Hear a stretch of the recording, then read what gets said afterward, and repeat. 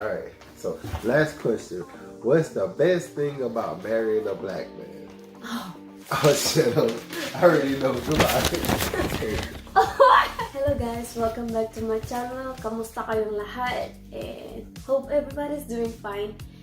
So today guys, me and my husband will go be talking about like things what to expect when like if you are Filipino or moving to when you're moving to the US, and what you gotta expect when you marrying somebody that living in the United States. Yeah, so we pulled off some questions, basically like questions people may have asked us in the past, questions that we've seen on other videos, on other people's channels, or just on like websites in general.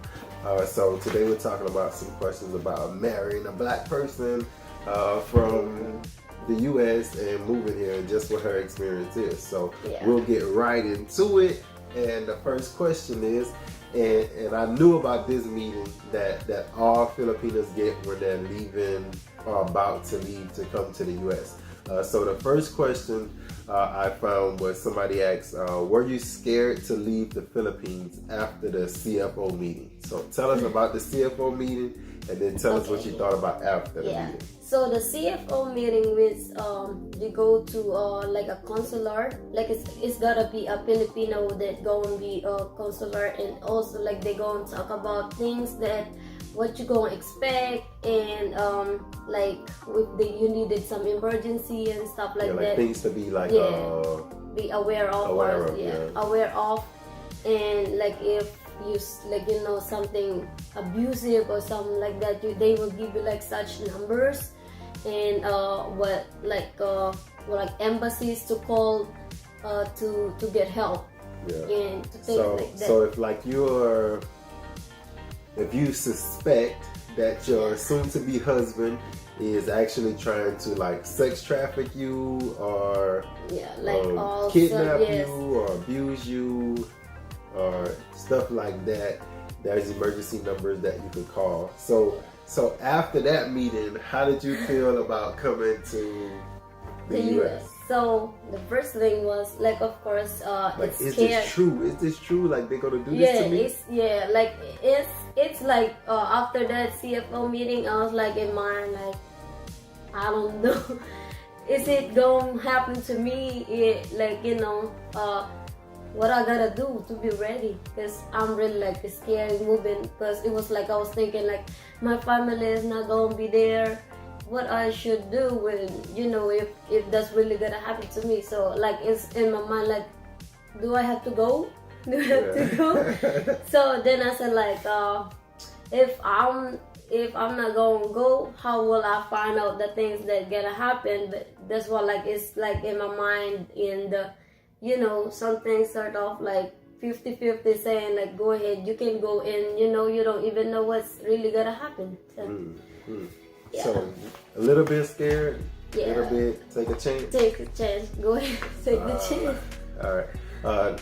What's the biggest difference between the U.S. and the Philippines? For me, it's the like the fresh air, like, cause where I come from, it's really like a country side, like looking like type of here in the United States. It's like really countryside, which really don't have no polluted air, and I miss the beach. I miss like the fresh food, like fresh fish. Every morning that we go to the beach, we have like fresh fish. Like also like my daddy got a little garden and stuff like, and also we can always just like if in the Philippines, if you don't have that much, like you need something and you got a neighbor that willing to give you some, they was just like go ahead and take some.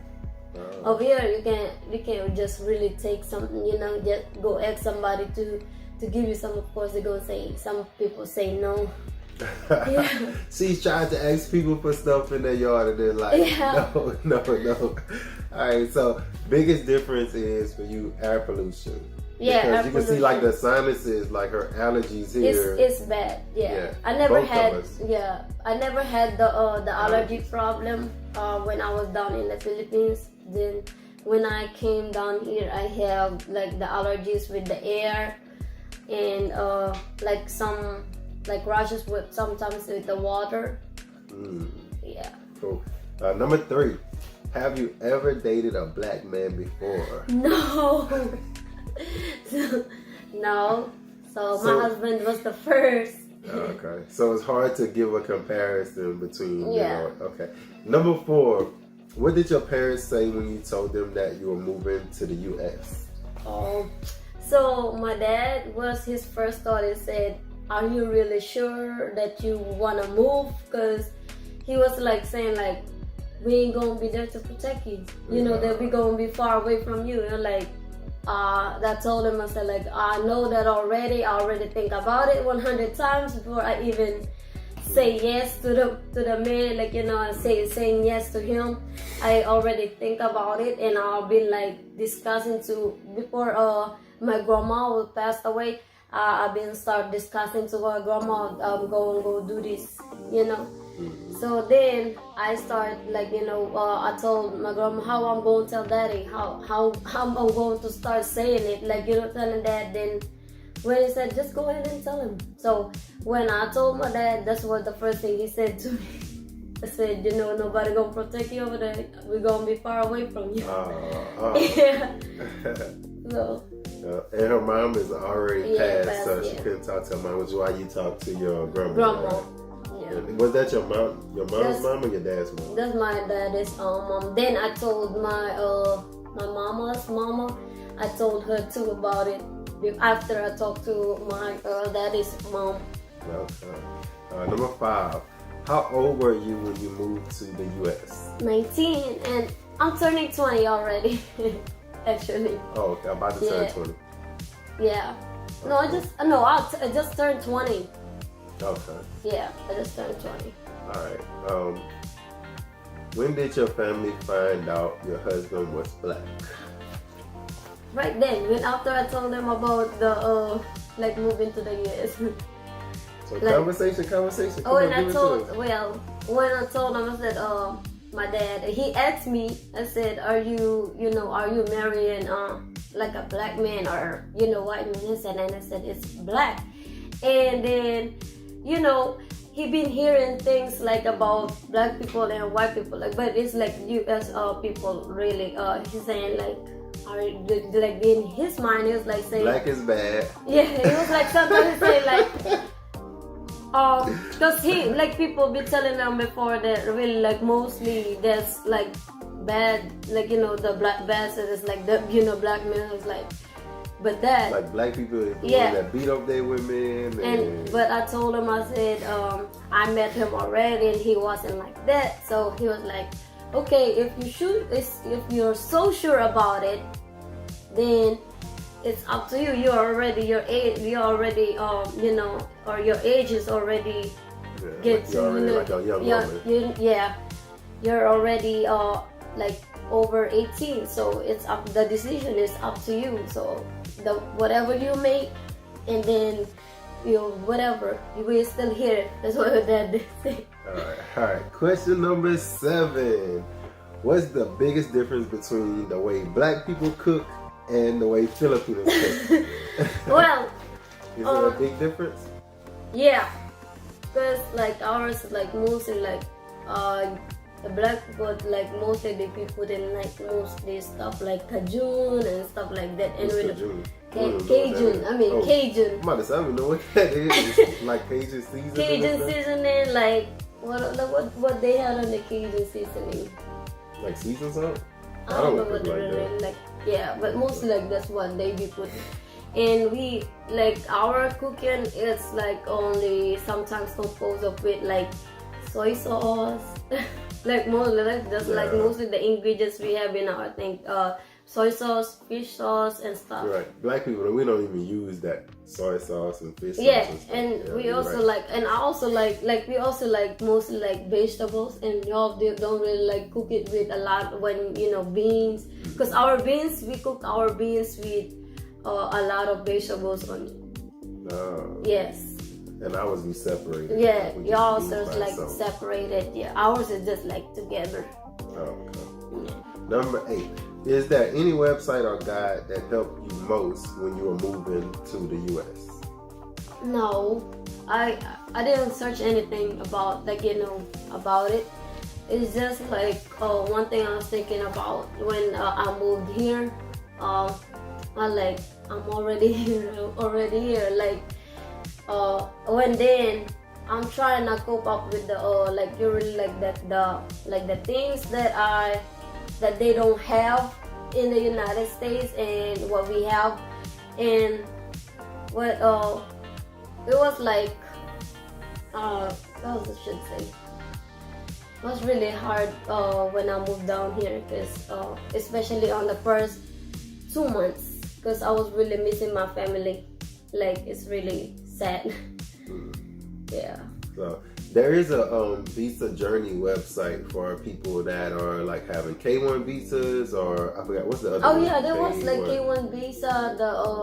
It called the fiance visa. Yeah. The K2. Yeah. So try it if you're looking for a good website to kind of guide you through the process. That's called visajourney.com, and it actually kind of you can like put in what step you're in, and it'll tell you like how long you should expect to wait for like the interview process or the next process or the next process. So that is a good website to try. Number 9. How did you get to come to the United States? Oh yeah, so K1 visa. K1 visa. Yeah. So the K1 visa is you had to apply. Oh no, the boyfriend or the boyfriend needs to sponsor.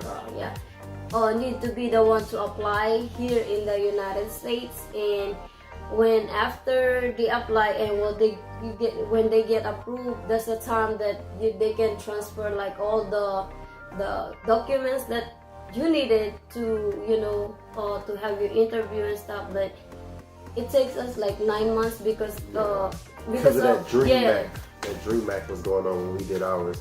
Yeah, but it's actually a 90 days. The good thing about the K1 visa is you don't have to get married, so it's like a fiance visa. Yeah. So that way, you got 90 days for your girlfriend or fiance to come to the U.S. And if it doesn't work out, she can go back home, and no harm, no foul. But you don't get none of the money back. Yeah. So it costs a little bit. Yep. And also the K1 visa is like mostly people like really get approved quickly when you do K1 visa, that rather than doing like spousal visa and the marriage tourist visa?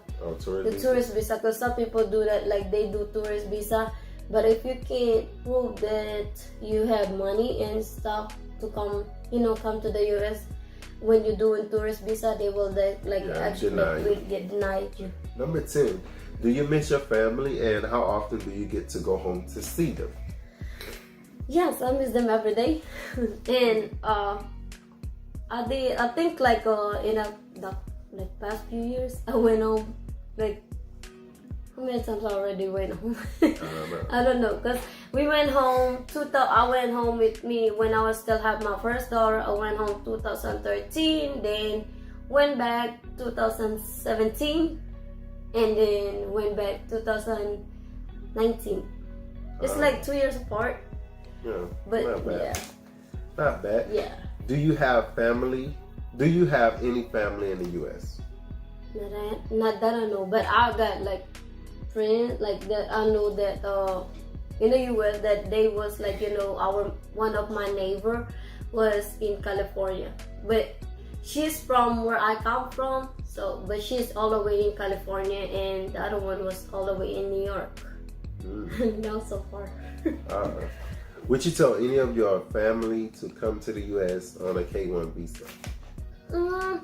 Yeah, if they have, because that's mostly like faster and also like the safest way. Because like if the thing don't work, then they can just easily like go back home. Yeah. Number 13. How long did it take to become a citizen?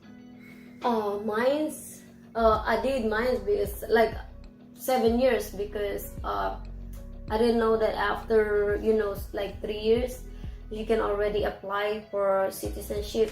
But if you met the criteria, if you met the stuff that they needed for, like, if you stayed in the United States without going home for 3 years, I think 3 to 5 years, and you can also, like, you can already apply for, while you're applying for your 10-year green card or ROC, you can also apply for citizenship already. But Yeah. I got all those mine separated. That's why it takes me 7 years to get my citizenship.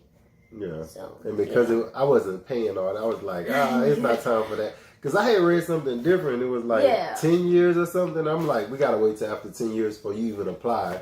He don't- And then she yeah. was like, my friend already a citizen. Like, she already did it. I'm Yeah, like, because what? she both did it, like hers, like 10 years and like the 10-year green card and citizenship together. And Yeah. she went to the same, like when she had her interview for the like 10 years, she also had her interview for the citizenship the same day. So that's why she got approved for the 10-year and she also get approved for the citizenship. So why would you get approved for the 10 years when you get the citizenship? There's no need to have the 10 years once you get the citizenship, No, right? because you have, you know, that's their what they call it, should I say, like, It's just the process. yeah, you gotta process work through. on what you do. Yeah, Oh, you okay. after the 2 years you gotta do the 10 years before you can get the. Yeah, so you can't get the citizenship. citizenship without getting approved for the 10-year first. No. Like you said, she did them both at the same time. Yeah, but So- she, if like this what she did, if you didn't get approved for the 10-year, of course you will get denied for the citizenship. Oh, So okay. you have to be approved with the 10-year first. before you. Yeah. That's what I just said. I thought you said it Let's different. move on. Let's move on. Did you lose, number 14, did you lose your Philippine citizenship? Yes, I have because since I became a U.S. citizen, I had to lose my citizenship in my own country. To be able to get my citizenship back on like as a Philippine citizenship, I need to get like a dual citizenship to, like, you know, to apply on like on the Philippine embassy to get the dual citizenship, so I can be dual. So you lose your citizenship, then you gotta pay to get it back. Yeah, I gotta pay to give it back.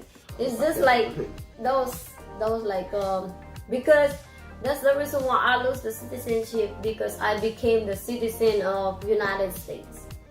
So when I go home in the Philippines, I wouldn't be considered as a Philippine citizenship citizen, a Philippine citizen, if I have like the United States like passport and stuff. Of course, they consider me as the, like, you know, as a U.S. citizen, not a Philippine citizen. But if I get dual citizenship, they will, like, I can stay in the Philippines as long as I want, and I also can come back to the U.S.